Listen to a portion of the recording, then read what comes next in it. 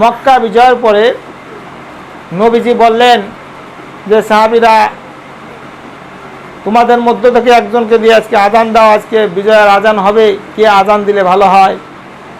এক একজনের প্রস্তাব দিল। কেউ বলল আবু বকর, কেউ বলল ওমর, কেউ বলল উসমান, কেউ বলল আলী। এভাবে বিভিন্ন প্রস্তাব আসলো। বিভিন্ন প্রস্তাব আসার পরে নবীজি বললেন যে বিলাল কোথায়?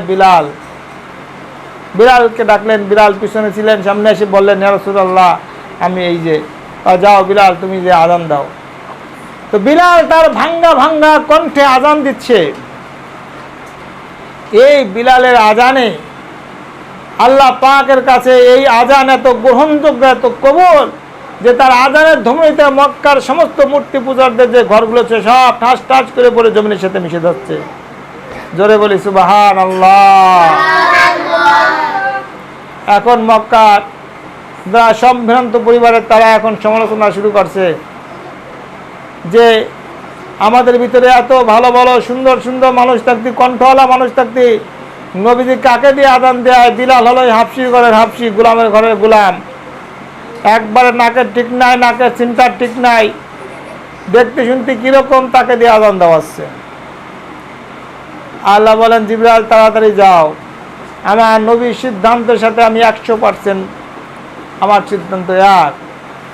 যারা যারা সমালোচনা করতেছে তাদের নাম ঠিকানা সহ আমার কাছে নিয়ে আসো। তো নবীজি গেলেন। এবার জিবরাইল আসছে সাংবাদিকের বেশে, এসে এক একজনকে জিজ্ঞাসা করে, ভাই কি বলতেছেন, কার কথা? না না না কিছু না। না ভাই বলেন, আপনি কে? আমি তো আপনাদের মতন একজন। ওই যে দেখেন না, আজকে নবীর মক্কা বিজয়ের দিন নবীর মাথা ঠিক আছে নাকি? কাকে দিয়ে আজান দেওয়া হচ্ছে?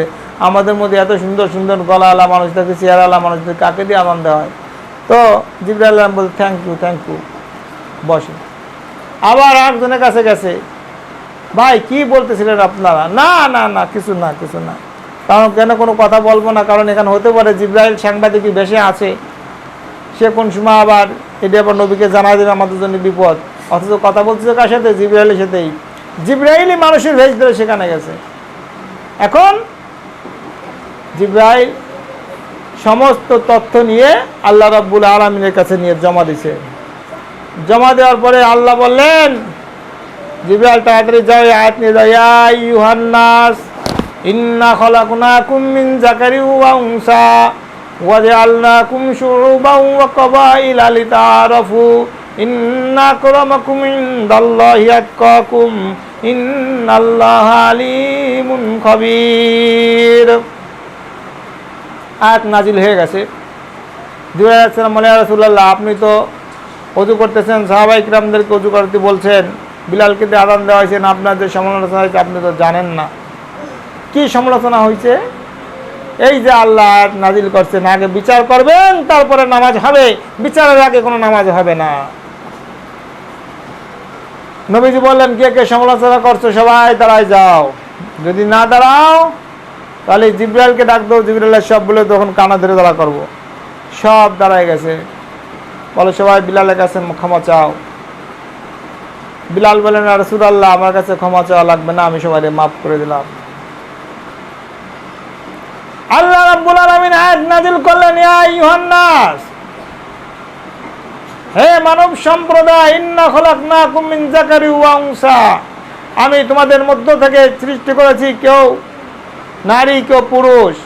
ওয়া জাআলনাকুম শুউবান ওয়া ক্বাবাইলা, এবং তোমাদেরকে আমি বিভক্ত করেছি বিভিন্ন বংশে বংশে, গোত্রে গোত্রে, লিতাআরাফু, তোমাদের পরিচয়ের জন্য।